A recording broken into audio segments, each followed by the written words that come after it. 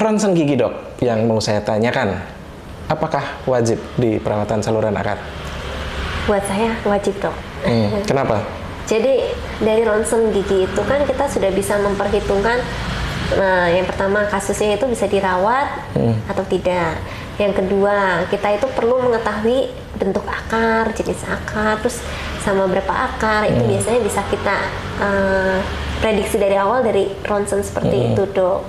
Nah, jadi kalau misalnya akar itu bengkok, kita punya antisipasi dari awal untuk oh ini akarnya bengkok, kita penanganannya mungkin seperti ini. Jadi untuk saya, untuk konservasi gigi dok sebenarnya itu cukup penting ya dok ya. Ya, karena kita bekerja di area yang tidak terlihat atau tertutup tulang atau tertanam di tulang. Jadi ronsen itu wajib ya. Jadi ketika kamu atau teman-teman yang mau perawatan saluran akar, itu kalau disuruh ronsen ya manuto gitu ya, ngikut aja gitu ya. Ya silahkan ronsen karena itu untuk keberhasilan perawatan selanjutnya. Nah biasanya dok, kan ada beberapa klinik yang mungkin ronsennya harus di luar kayak gitu, dan dia harus kembali lagi ke dokter yang merawat ketika ronsennya sudah jadi.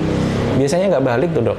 Nah soalnya nggak balik ini di perawatan saluran akar memang banyak kasusnya. Kalau saya sebagai GP itu kalau curhat ya, pasien ini nggak balik kadang pas disuruh ronsen harus keluar, kemudian dia nggak balik lagi. Atau mungkin dalam kasus yang nyeri dok, bengkak, kemudian kita istilahnya ditrepanasi atau dilubangi seperti itu, kemudian dikasih obat, itu biasanya langsung sembuh dok, langsung nyaman. Nah pas nyaman itu malas balik atau mungkin dia ingin menunda lagi dan akhirnya kelupaan untuk balik.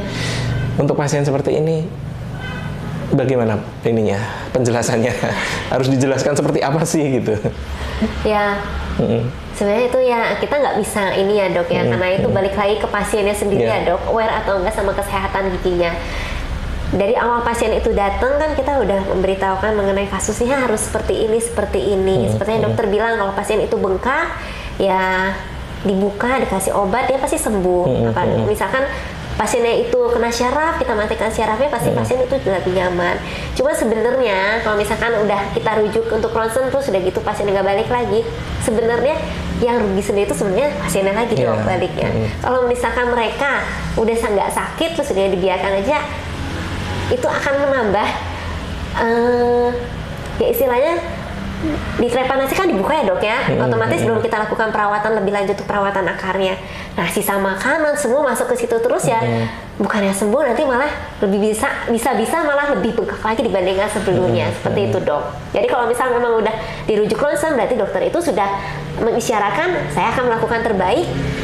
Jadi ronsen dulu, nanti Anda kesini lagi kita akan lakukan perawatan selanjutnya untuk menyembuhkan secara tuntas.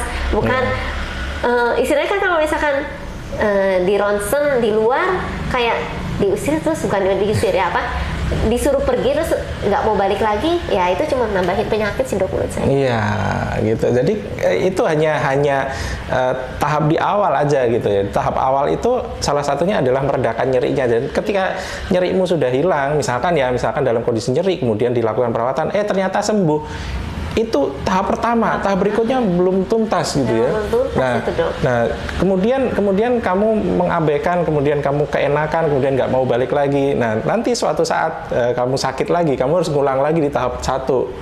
Mungkin dengan kondisi yang lebih berat buruk, lagi. Malah gitu. belum tentu kita bisa udah ngerawat lagi kalau misalkan kondisinya sudah lebih lanjut seperti itu. Malah mungkin harus dicabut atau seperti apa. Ya, kayak gitu aja terus nanti sembuh kamu tunda lagi, sakit lagi, kesini lagi, sembuh lagi ya kayak gitu aja sampai Doraemon tumbuh rambut gitu.